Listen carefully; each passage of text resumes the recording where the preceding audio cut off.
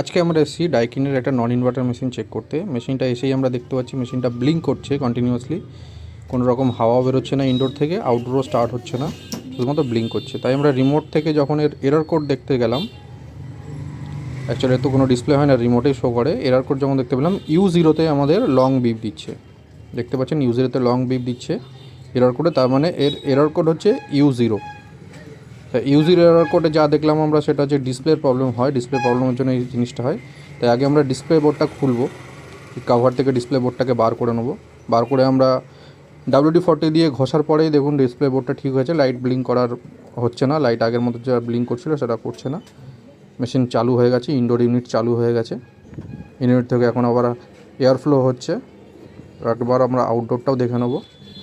আউটডোরও start হয়ে গেছে মেশিনের, আউটডোরও চলছে, মেশিন ঠান্ডা হচ্ছে। মেশিনের প্রবলেম সলভ হয়ে গেছে। এক্ষেত্রে আমরা সার্কিট বোর্ড আর রিপেয়ার করবো না, খুলে নিয়ে যাবো না, এখানেই কাস্টমারকে রেডি করে মেশিনটাকে আমরা চালিয়ে দিয়েছি।